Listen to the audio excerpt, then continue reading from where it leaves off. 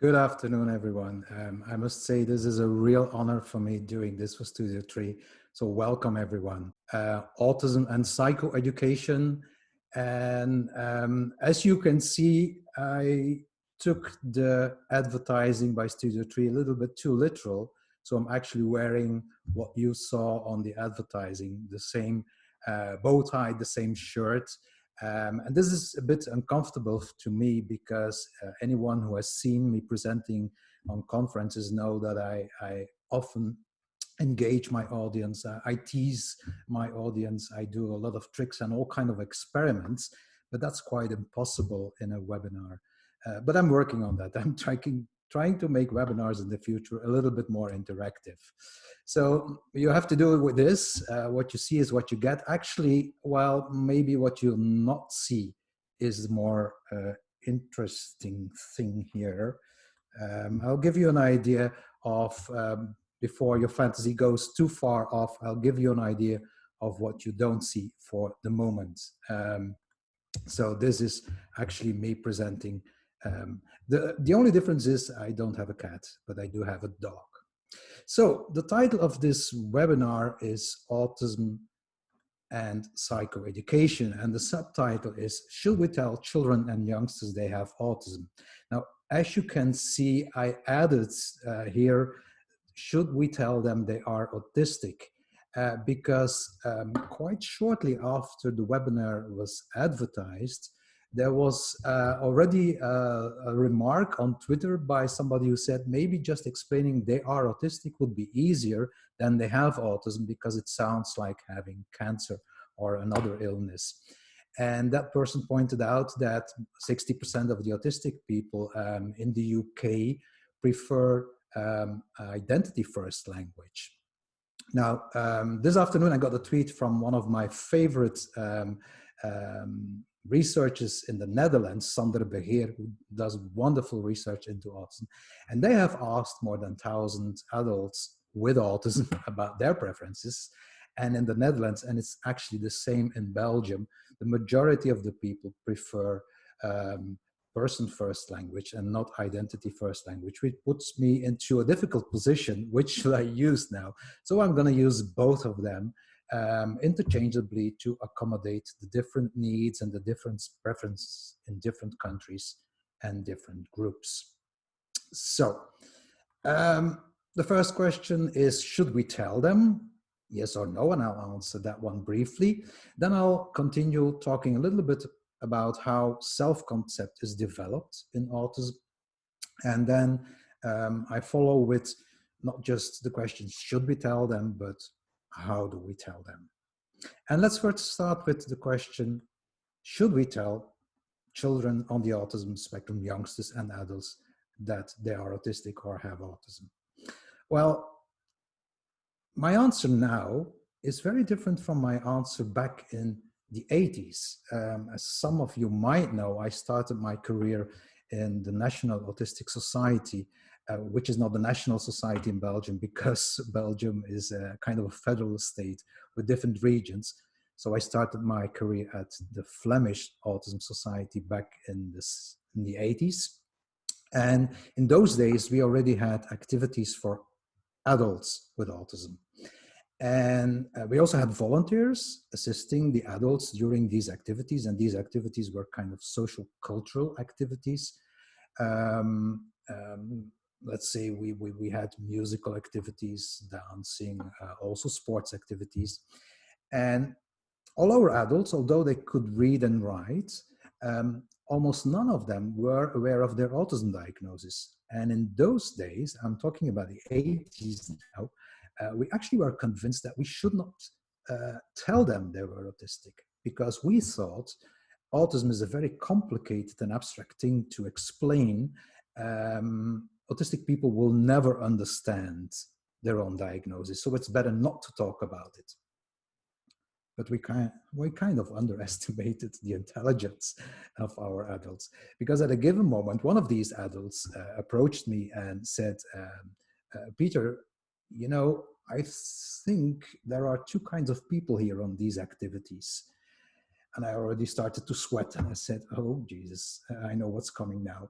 And I said, yeah, well, what kind of people? And he said, I think one group is called the assistants, and because they assist the other ones. Am I right? And I said, well, yes, you are.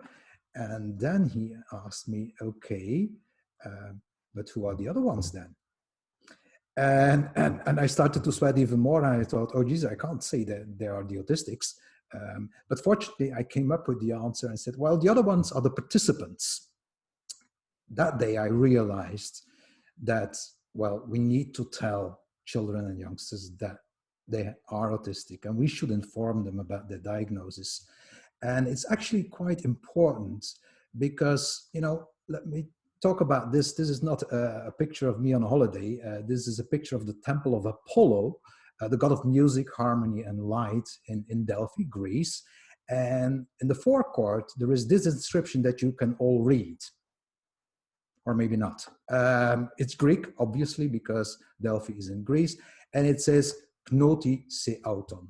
Gnoti se auton is Greek and means know thyself. And I think it is important to tell autistic people about their diagnosis, because self-knowledge is the beginning of all wisdom.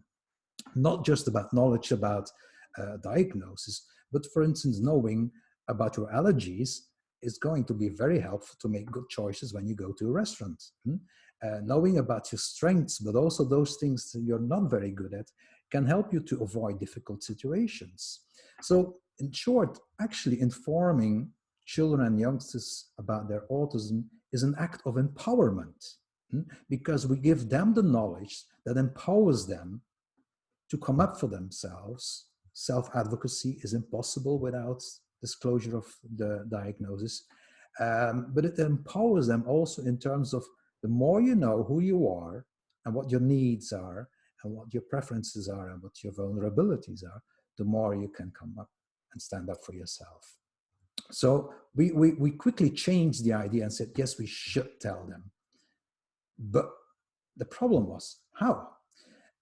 And in those days, back in the 80s, I could explain autism because I was also a home trainer in those days.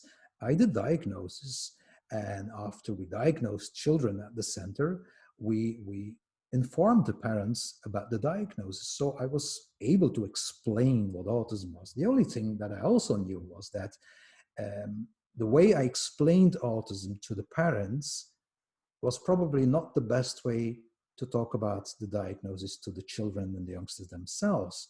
Because as we all know, autistic people, their brain works differently and they understand things sometimes in a, let's say, a little bit a different way. It was again a boy with autism who inspired me and who told his mother when they were talking about autism. He said, yeah, but all the time you're talking about autism, but I can't understand it. But I know everything about computers. Could you not just describe my autism in computer terms? Describe me as if I were a computer, and then I will understand my diagnosis better. And that gave me the idea. And then I thought, yeah, that's the way we need to do this. We need to take into account the autistic style of information processing, and we need to meet their preferences here. And that means that we need to be careful with a standard explanation about autism. And I'll come back to that later. One of the questions I got in advance was a mother who talked about her son Jacob, and they said, we went to a mindfulness course a couple of years ago, and the lady explained how his brain worked and used a kind of a mind map, a coggle thing. But now Jacob is worried he has wood in his brain and asked if he can take it out. So you see, the most traditional ways of talking about autism might not be the best ways to do that with autistic children. So that's when I started to think, and I developed one of the first programs for psychoeducation. This one, actually, in the beginning, it was a binder. This is the book version. That was in the 90s. And it's named I'm Special. I will come back to that. I would change the title now. Now, that means we need to know a little bit more about how the autistic brain develops a kind of a self-concept in order to meet the autistic needs and the autistic style here. What do we know about people on the autism spectrum? Well, I think most of you, or many of you, are familiar with the term theory of mind. Now, theory of mind is the ability to know what's going on in people's mind. The thing is that we use the same brain structures not only for thinking about what's going on in other people's minds, but also what's going on in our own mind. So actually, theory of mind is linked to self-knowledge. It's knowing what's going on in other people's mind, but also in your own mind. And that's the thing that is necessary to develop a self-concept. Now, researchers have framed this as the theory of own mind, and there's studies, and I won't bother all of you with a lot of graphs and statistics here. There are a couple of studies that show that representing your own beliefs and your own mind might be even more difficult for autistic people than representing the beliefs and the thoughts and the emotions and the ideas of other people.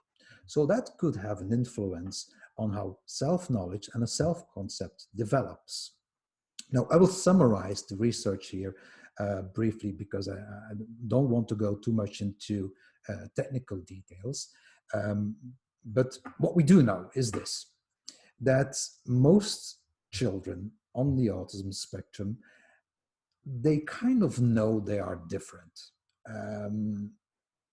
Some also have some notion of what the differences and difficulties are.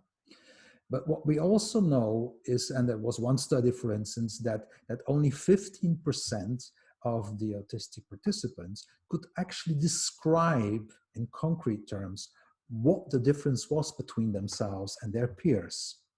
So they have some notion, but not always necessarily what the real issues are, and especially not how you translate that into your knowledge about daily concrete situations.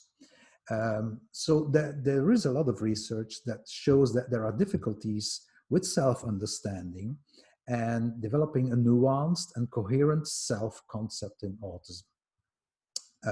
One of the reasons for that is, for instance, that in order to develop a coherent self-concept, you need to have something which is known as episodic memory. Dermot Bowler did a lot of research on that. What is episodic memory? It's the memory for yourself as being, let's say, the main actor in a movie.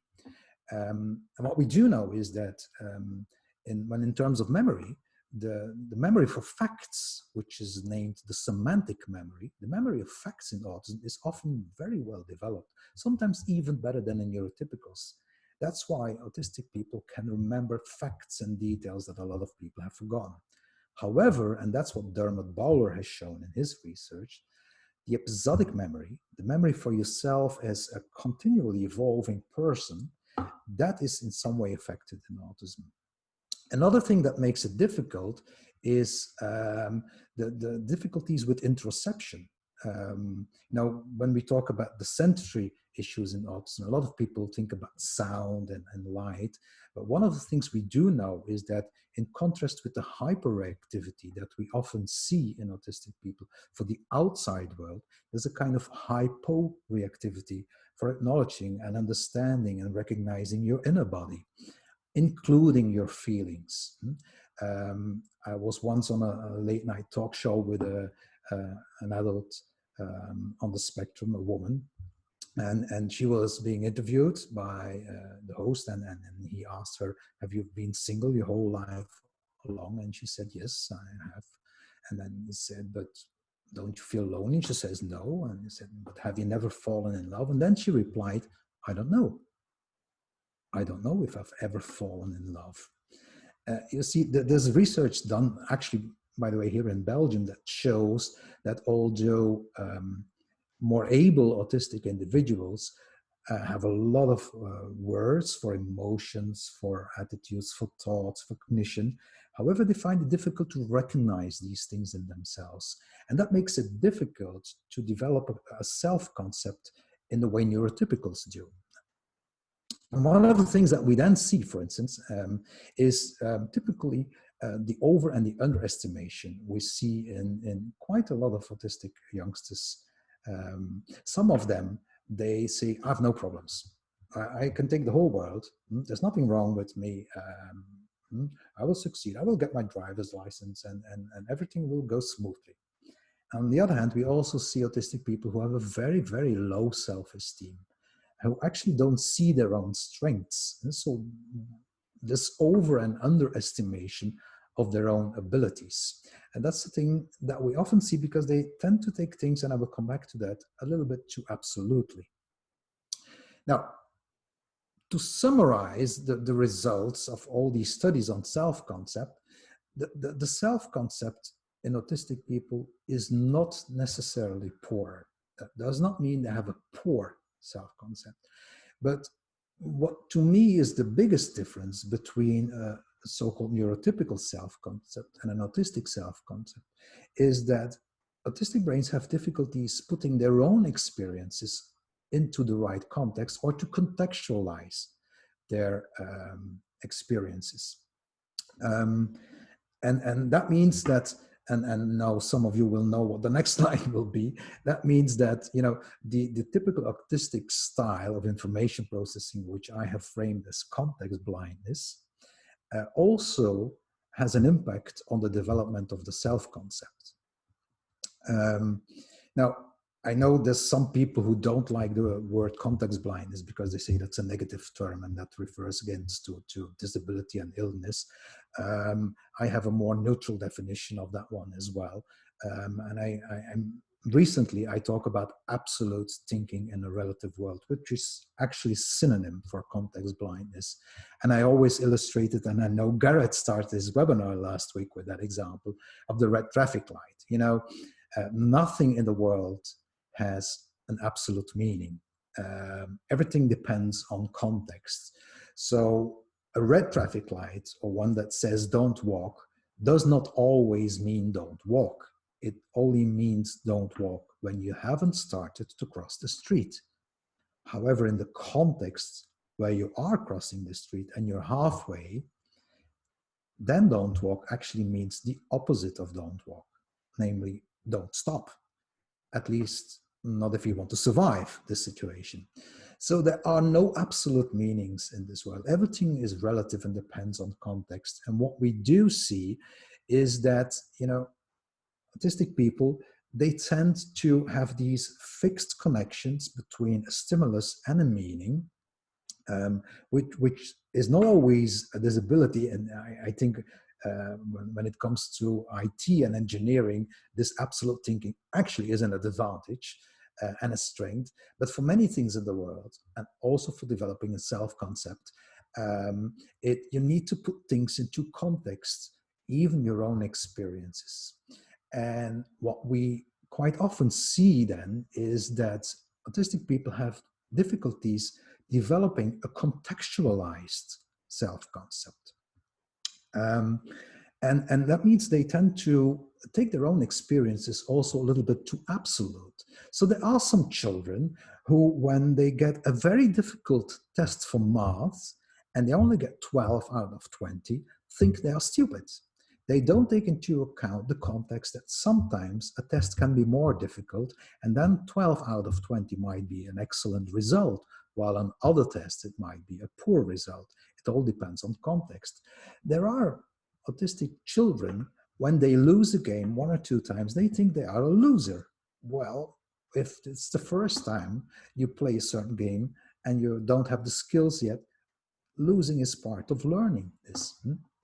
And there's some people who, when they bake, some autistic people, when they bake an egg, they think they are a cook.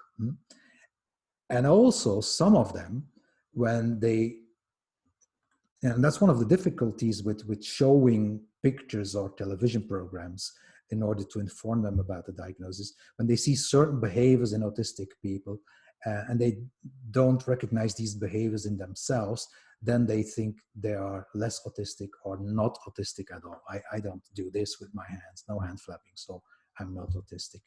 This is what happens. Okay, now,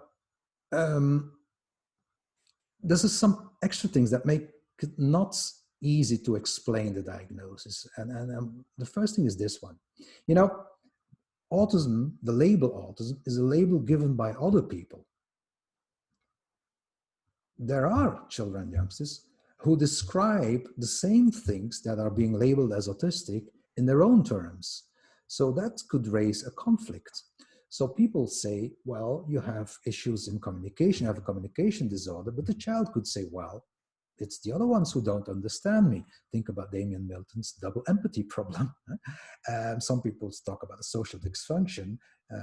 Children could say, well, she is fat. I told her, so I'm honest. Some say you have no friends, and then they say, yes, I have a lot of friends in my computer games or on Facebook. Some behavior is framed as abnormal or strange. And then children say, oh, my brother does the same, or my father does the same. We use the word difficulties, and some of them say, that's not difficult, I don't have any problems. Another thing is that, we do know that autistic people need clear information, but when it comes to autism, suddenly we start to fool around with all kind of different names and definitions. We don't use the pervasive developmental disorder anymore, but we still talk about ASPIES, PDD-NOS, being on the spectrum. It's a geek syndrome. It's a little professor syndrome. Some of them say it's a disability. Other ones say, no, it's a diffability.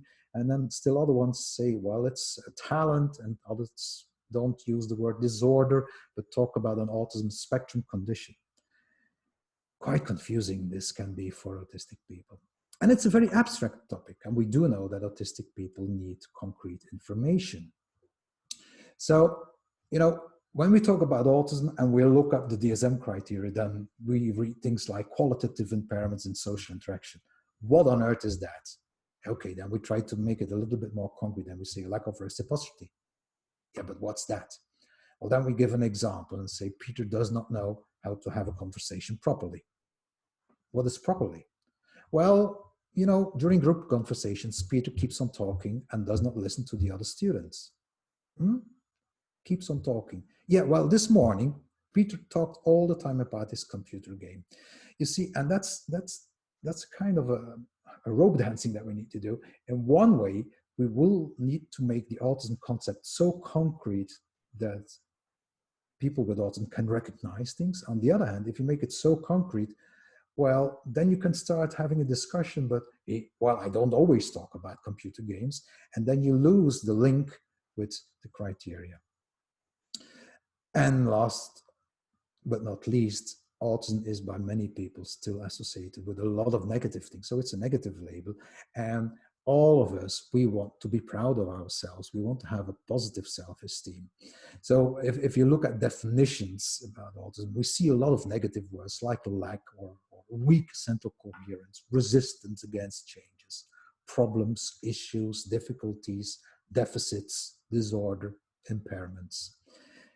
Okay, now, if we take all this into account, what can we learn about how to disclose the diagnosis? Well, telling them about the diagnosis is named psychoeducation.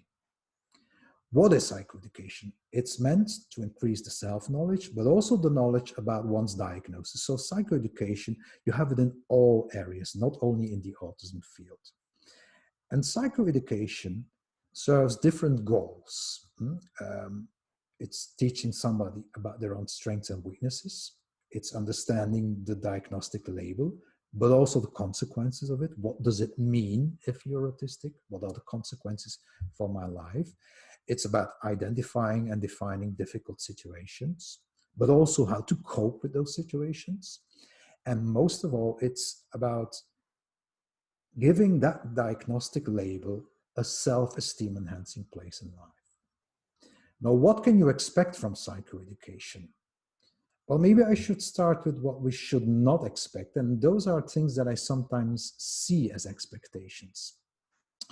Now, full acceptance of diagnosis. I know people who had psychoeducation and they still say, I hate my autism. I don't want to have it. There are other ones who embrace it as well, but don't necessarily expect acceptance. Sometimes parents or professionals think, well, once he knows he's autistic, he will behave less autistically or he will be less autistic, as if knowing that you're blind suddenly makes you see. He will know how to apply the knowledge spontaneously. No, one of the things we will need to do is to help them to apply the knowledge. What can you expect instead? Well, you can expect some better self-understanding. You can also expect less confusion about why things don't always go well. As I said in the beginning, the main goal is empowerment. The more you know, the better you know yourself, the better you are able to stand up for yourself. And it can lead to a more balanced and positive self-esteem. Now, what are the basics? I will explain briefly the basic principles. And they are the following. Make it interesting. Make it concrete and useful. Make it personal. Make it positive. And make sure to have fun. Okay, first two other questions before I describe these 5 principles. A question I often get, who should tell it? Well, I don't care who does it, as long as it's a person who actually takes into account the autistic style of information processing and who is willing to meet the needs of the boy or the girl or the youngster or the adult. Sometimes parents do it. That could lead to the difficulty that you are having a relationship then, you're starting a relationship with your child that could be confusing because in a way you're doing some counseling, some even things that are close to therapy, maybe psychotherapy. On the other hand, you're still a parent. So it's better to have a professional doing it because then you can also give it a place and say, look, at home, we're just mommy and daddy, and we don't do psychoeducation all the time because the tendency is sometimes in parents that they want to see, you see, that's an example of your autism. And then it can become confusing for children. When is my parent a psychoeducator and when is he just my mom or dad? But I can understand that parents do it because they don't often find professionals being able to do the psychoeducation. And when should we tell? Well, I have here an autistic answer or a neurotypical answer. The autistic answer, you should inform them when they are 6 years old, 3 months, 14 days, 8 hours and 35 seconds. Now, it's like, it's like sex education. When do you start with it? You start when there are questions. Okay, so there's no fixed age. That's what I want to say here. Now, as I said, I developed a program to do that, but I'm going to advertise it, but to me, you can use whatever program. I'm very proud to say that I'm Special is now translated in more than 10 languages, and it's being used all over the world. And the advertising here, I got the promise by Jessica Kingsley that everybody who's watching today get a 10% discount on the book and the game that I will present later on if you use the code Y20. I will show it again later when I show the game, and it will be in the handouts. But to me, it's okay if you use other programs as well. There are now a lot of nice books explaining the diagnosis to children and youngsters. So actually, you don't have to buy I'm Special, but of course, you will do me a big favor, and Jessica Kingsley as well. By the way, I donate all my royalties to Autism Projects, so I don't earn any money with my books. Okay, whatever you use, make it interesting. So often it's the adults, it's the parents, it's the professionals who are saying, I think we need to tell him about his diagnosis or her. Because it will help us explain, for instance, why she has to see a therapist. But what about the motivation of the autistic person? I think we should start from there. So actually, the question is not, should we tell Peter that he has autism, that he is autistic? But the question should be, why would you tell Peter something? Why would you want him to tell something? And what do you want to share with him? And what does Peter want to learn about himself? What is he curious about? So the question is not, should we tell them or not? Yes, we should. I think every autistic person is entitled to have the information about the diagnosis in an autism-friendly way. But it's not just a matter of telling, of sharing the diagnosis. I will come back to that. So maybe we should not start from, okay, sit down, I'm going to tell you you're autistic and what it means. Maybe start from their dreams. Start from topics they want to discuss. What are their questions? For instance, if a child asks, why do I have to go to a different school than my brother? That might be a good start. And then the answer is not because you're autistic. The answer is, well, let's see what is difficult in the school where your brother goes for you, and let's see how the teachers help you in the other school and what are the differences. You start from there.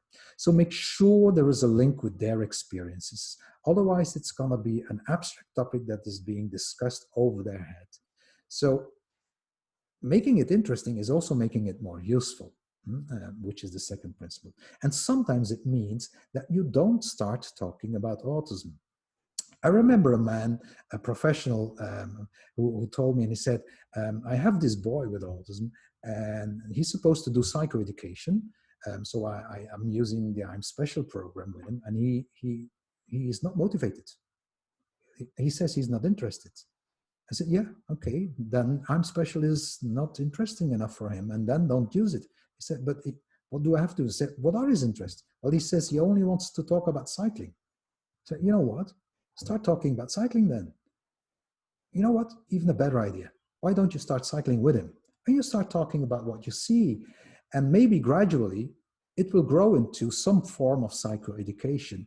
And I'm sure if you go cycling with the boy, he will like you more than when you offer him some boring I'm Special worksheets. That also means, why would they be motivated if there is no useful thing in the psychoeducation? So make it concrete and useful. And this has a consequence. I see a lot of psychoeducation trying to increase a so-called insight into myself. I think we should do it in a more concrete and explicit manner. And we should not focus on I know myself, but we should focus on situations. So we should increase the notion and the knowledge of situations rather than having this very abstract self-knowledge. Now, I know this is quite theoretical. Let me show with an example what I mean here. So you could explain a child, well, you're good at this and that and that, but you could also say, that is easy for you. For instance, you could say, you're good at remembering dates, but also you could say, keeping the anniversary calendar, that's very easy for you. So we make you responsible for the anniversary calendar.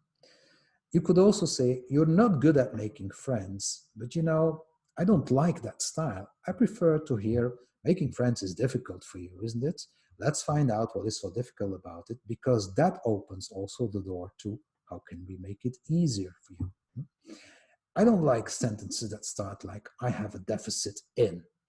I prefer things like, well, this is hard for me. Knowing how to join in a group of youngsters, that's quite hard for me. I don't like things like, you get anxious about, but like sentences that start like, not knowing what's going to happen makes me anxious. And why do I like this situation-based self-evaluation? Because first of all, they are more concrete than the self. And the second thing is, it's easier to visualize. You can easily make pictures of certain situations. Then you can make a picture about characteristics, person characteristics. But it's also easier for developing coping strategies. But the main reason is that, this is a way of pushing the context button. Let me give you an example, of how talking about situations might increase the self-knowledge more than talking about person characteristics. For a long time, I supported an adult on the autism spectrum who phoned me every Sunday evening. And I know why, because that was the beginning of the week, and then he had a lot of concerns that he had about the coming week. So he always called me on a Sunday evening. At a given moment, he calls me on a Sunday evening saying, I discovered a new aspect of my autism. And I said, okay, yeah, tell me. He said, yesterday, I was watching a movie late Saturday night on one of the channels where they have sometimes these, soft erotic movies. And he said, I think I like the movie because I think that's linked to my autism. And I thought, what on earth is the link between that and autism? I said, why do you think it's connected to your autism? He said, because it was very visual. I said, well, it's not because it's visual that it's linked to autism. I think it's, first of all, it's a more male thing. But you know what? Me, you. And he said, yeah, but could that develop into a stereotype interest? I said, it could, because it happens with some men, even if they don't have autism. I said, you know what? Calling me every Sunday evening, that's probably more linked to your autism, because at a given moment, it became a routine, and he did not have any questions. And he could not understand that. He said, how is that linked to my autism? So you see, making it concrete, and using context and situations can increase the self-knowledge more than talking about person characteristics. Make it personal. Please individualize. This is an article that I can highly recommend, an article that was published a couple of years ago in 2013, where they explored the views of 6 students on the spectrum about their experiences with the information given to them about their diagnosis. And the main conclusion actually of this study was that that a lot of these 6, almost every individual said, well, I got information about my autism, but that wasn't meaningful for me. That I didn't have the impression that this was helpful to me. So I think if you share the information about the diagnosis, make sure it is meaningful. And that means that not everybody needs the same information. First of all, there's a large variation in the autism spectrum, we know that, but we need to make it personal, or with a French saying, à la carte. For those of you who are not familiar with à la carte, it's French and it means you can choose your own menu. There's not a standard menu. So in psychoeducation, there's no standard menu. And certainly, how useful are the DSM-5 criteria? Don't start with explaining DSM-5 criteria. So personalize both the content and the style, which also means that you don't necessarily have to use the word autism. It could be, but adapt your language. I can understand when a child asks, why do I have to go to another school than my brother? The best answer at that time is not because you're autistic. At a given moment, I'm convinced that the word autism has to be used. I got another question from a parent in advance, also a professional, who said some children, they transitioned to a special school and then they learned they were special, but the word autism was never used, or autistic was never used. What would you advise? Would you advise to use the word autism? Yeah, at the end, I would. I think every person, autistic person, is entitled to hear about the autism label. But you don't necessarily start with that. So that's why I'm pretty much in favor of psychoeducation with a modular content, that you can, choose a la carte what you're going to say. And this is the case with the I'm Special. It has different modules, and you don't have to do them in a certain order. You don't have to use all the modules. But there are all things in there that at a given moment will need to be explained. But with young children, for instance, you could just start with talking about, okay, everybody has an outside, your appearance. Everybody also has an inside, and that's your interests, your character, your talents, and everybody's unique. You don't start with saying you're autistic. You could start talking about the body with some of them, some who like it. At a given moment, you will have to explain about the brain, because autism has to do with a brain that works differently. And then at a given moment, you also might need to explain intelligence, because some of them will say, yeah, but I'm autistic, but I'm not stupid. And then you will have to explain the difference between intelligence and autism. But also the word disability. Again, the person who made the comment about the person or identity first language said it's not like having cancer. Indeed, one of the elements of psychoeducation is to explain the difference between a disease and autism. But we also have to explain what a disability is. And a disability, autism, is not necessarily a disability. It all has to do with person-environment fit. And we need to explain that at a given moment, because some of them will have the question, does that mean I have a disability? And the answer is not yes or no. It's always, in what situation can autism be disabling? Or in what situation can the environment be disabling if you have an autistic brain? And we also have to explain that disability does not mean that you can't have talents. And that doesn't mean you're a lesser person. You're just different. And then, of course, at a given moment, we also have to talk about the special disability named autism and explain what is more difficult because of your autism, but also what can be easier because of your autism. And where doesn't it make any difference at all? Because sometimes we tend to explain everything based on their autism, and sometimes autism does not make a difference. And we should explain the autism spectrum. Now, you can go two ways in covering all these different aspects. You can go top down, and that's called the deductive way, and then you start with, okay, you have autism, and I will explain what it is and all the different aspects underneath it. Or you can build it up. I'm pretty much in favor of the inductive way, where autism is then the conclusion rather than the starting point. And that's more like the Socratic way of teaching. I'm a very big fan of Socrates. I actually met him a couple of years ago. Nowadays, he lives in the British Museum. And so I met Socrates. There you see me and Socrates, two ugly people together.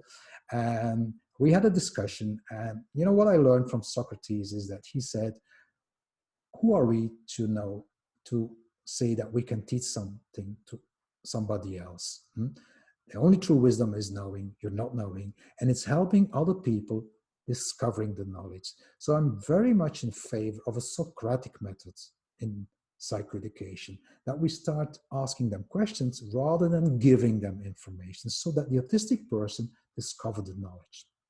However, we need to adapt that to the autistic thinking.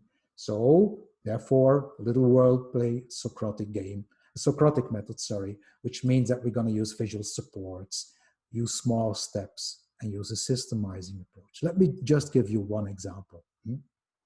For instance, we need to explain at a given moment, autism has to do with your brain. On the outside, your appearance, nobody can see you have autism.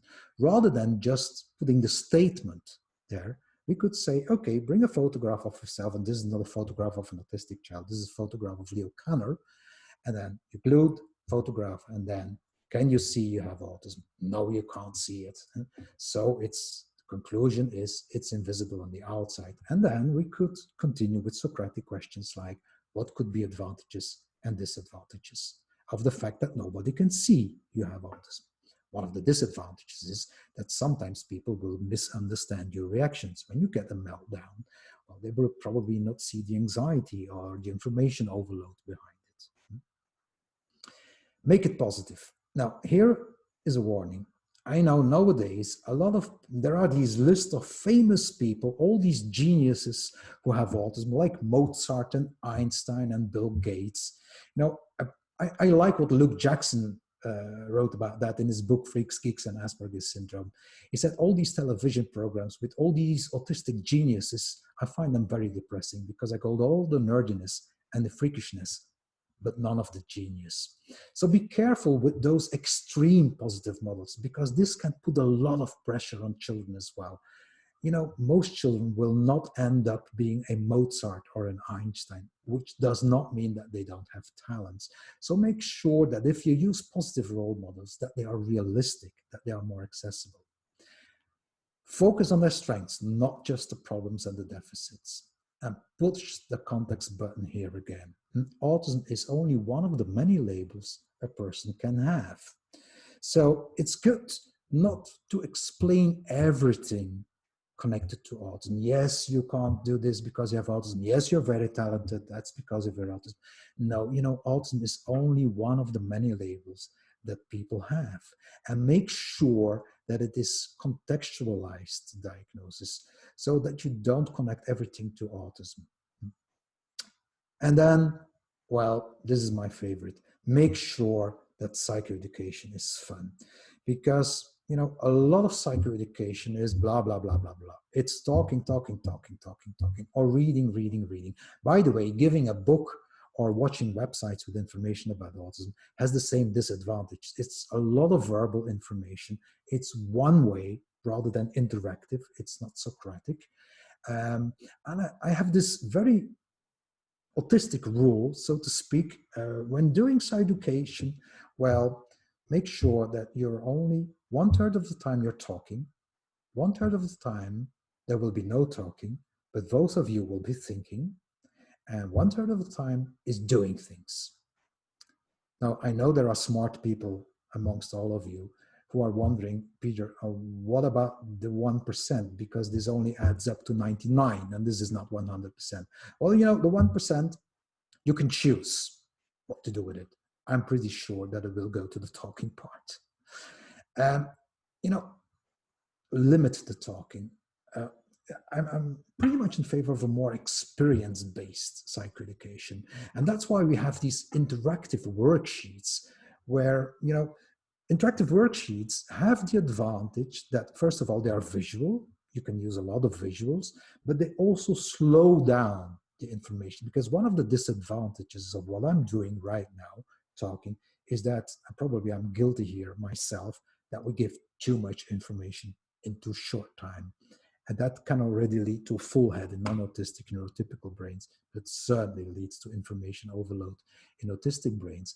So by using interactive worksheets, you slow down, but also you can use the more Socratic way, because by filling in examples, they can, you know, you can check whether they understand something in the way you meant it to be understood or not. And, you know, and therefore we can even, you know, in the M special, there's even a quiz about autism, some statements about autism, what you think, are they true or false? But you can just also use very simple worksheets where they have to draw a line from a certain organ to where it can be found in the body. Now, one caveat here too. I know there's a lot of autistic children and youngsters who are allergic to worksheets. Oh no, another boring worksheet. So making fun, although I'm a big favor of worksheets, making it nice and fun to do does mean more than using worksheets. For instance, in the version we developed for people with learning difficulties, there's a lot of, you know, craft work activities involved as well. So these are the doing activities. In one school, they even built the special house within different drawers. There were different worksheets, but also different activities, like the one you see on the right, talking about talents. We used pictures of famous Belgian people, like our tennis stars, and then asking them, okay, can you show a picture of one of your talents? And then you can do a picture instead of a worksheet. Another doing activity, for instance, telling autistic people not to compare their autism to the autism of other people, because it doesn't make sense. Everybody is different. Is at a given moment, we had a painting the spectrum activity. So what we asked them is to fill in worksheets of, let's say, autism characteristics. What do you recognize in yourself? And here you see a part of the worksheet. On the social area, we had a worksheet on issues in communication as well. And then we had the worksheet on, you know, flexibility issues in autism. And then what we did is we said, okay, count the number of boxes you ticked. And for every box in the social difficulties, you get a drop of red paint. Ones with communication, you get white paint, and the one in restricted activities and stereotyped interests, you get yellow paint. And then you make your own color. And then we got all kind of different shades of orange, pink. And then we said, now compare your autism to each other. So the one with the deep red said to another guy, well, you're very autistic. Look how pale your color is. And the other one replied, no, you're more autistic because yours is so red. Ultimately, and that's again an example of Socratic teaching, they came to the conclusion, this doesn't make sense. We all have unique color. Red does not mean more autistic than white or pale pink. It's a different color. You see, that's the way we explain things, and you let them experience rather than having a theoretical discussion about the autism spectrum. This is, and I'm going to frustrate some people, this is a book that was published last year. It's not available in other languages, just Dutch. But what Thomas did together with his colleague is asking children, autistic children, to think of a metaphor for their own autism. And it's amazing how creative children can be thinking of metaphors. A lot of people think it's impossible to use metaphors in autism. It's not. And I like this one. This is a boy with autism, you see it on the right, who said, my autism is like a drive-in from McDonald's. My brain is like a drive-in from McDonald's. Only one car at once can be served. If there are two cars coming in simultaneously to pick up the order, then there's a crash and then there's chaos. Well, it's the same in my brain. I can only do one thing at a time. Otherwise, there's chaos in my brain. I love this way of working, doing psychoeducation. And it's not a standard procedure. It's starting from the creativity of the children. And that's frustrating as well. I know there's a lot of youngsters who love going on the internet and doing things online. In the Netherlands, they developed an online version of I'm Special.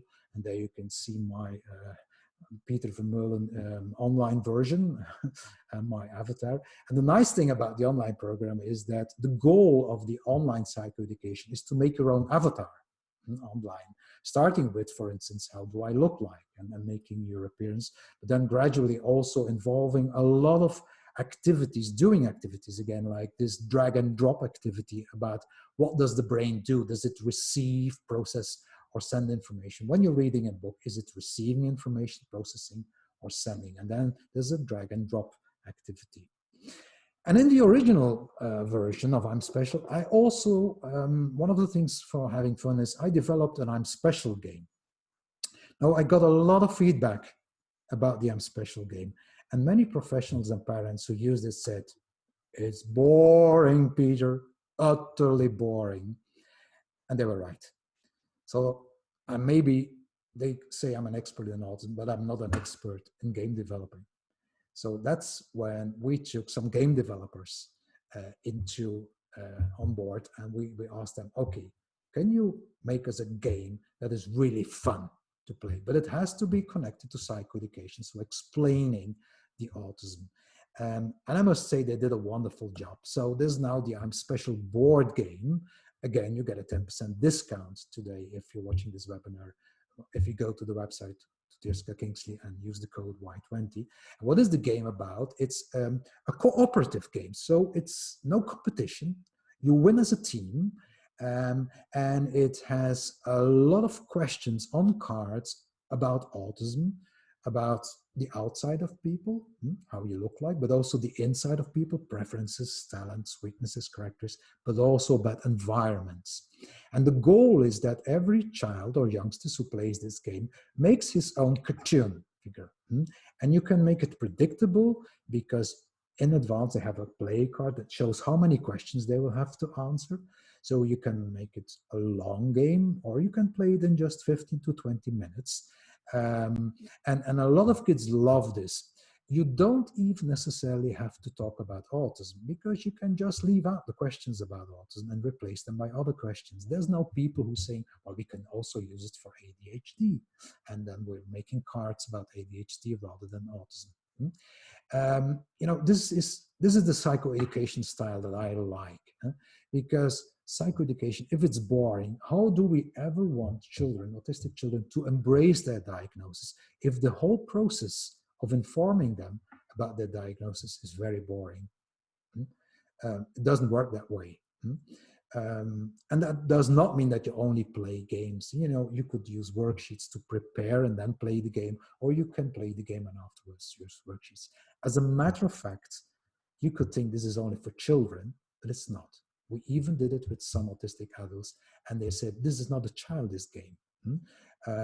And there's so many questions. There's even, and that's what I like, there's a lot of humor in it as well, a lot of very funny questions, and a lot of group work. So make sure that when you do the psychoeducation, make it autism friendly, use concrete communication, use a lot of visual support, use the Socratic method, asking questions, but make sure there's a lot to do and there's a lot of fun. Okay, and this is the advertising part. I can be very briefly about it. It's different explaining autism to an adult than it is to a child. It's different explaining the diagnosis to a person who also has an intellectual disability than to someone with a high IQ. So therefore, over time, people all over the world develop different versions of I'm Special. And they're all now in the I'm Special book. It's not on a CD-ROM anymore because nobody uses CD-ROMs these days. The materials are available online. But colleagues of me developed a version for younger children, which is taking smaller steps. It's more with cartoons. It's more concrete information. It's called The Big Book About Me. We have a version explaining autism to siblings as well, which has some additional worksheets. For instance, on, well, if you have a brother or sister who's on the autism spectrum, sometimes it can affect you as well, and sometimes it can make you feel different as well. So we can discuss those things. We have a version for youngsters with learning difficulties, so no writing or reading involved, but only pictures. For instance, like this one, which one are your hobbies? And then you have to tick boxes, and you can use photographs as well if you want. We have a classroom version for co-students that we use to explain the diagnosis to the peers of an autistic student. And we even in the I'm Special has some tips and materials to run groups for adults for psychoeducation. We're almost to the end here. You know, there's one more thing that two more things, sorry, that I need to add. One is this question that I often get. Yes, but you know, this whole psychoeducation and the whole I'm Special thing, is it actually evidence-based? Because in certain countries, you can only use something if it's evidence-based. Now, I won't go into all the research. You will have this on the handouts that can be downloaded from the Studio 3 website afterwards as well. These are all the studies about I'm Special. Some of them in the UK, other ones in Canada, in Norway as well. Some of the articles discussing the I'm Special program. To be honest, there's not a lot of research about psychoeducation in autism. There's only a few studies, which is, I think I regret this because, as I said in the beginning, you know, self-knowledge is the beginning of wisdom and empowerment. I regret that so few researchers are interested into psychoeducation and into strategies. Most of it is just, you know, based on practical experiences. There are a couple of studies, but not enough, to my opinion. So this is a kind of a call for researchers. Please do more research into psychoeducation. We really need it. And last thing to end here, you know, psychoeducation is a lifelong process. It's not just a matter of giving them I'm Special or any other book on different age periods. You know, if we really want to support autistic people to embrace their diagnosis, I think doing psychoeducation is only a little part of it. It's an important part, and we should tell them, but it's not the most important thing. The most important thing is to create an autism-friendly society so they can experience in real life that having autism is not necessarily a bad thing. And that's more than filling in some boring worksheets of I'm Special. Hopefully I could inspire you here. You will find more information on the Studio 3 website afterwards with the handouts that will be uploaded, and some people, you will be able to look back at this webinar again. Please take a look at my website where you will see some other things I'm doing as well. Thank you for listening.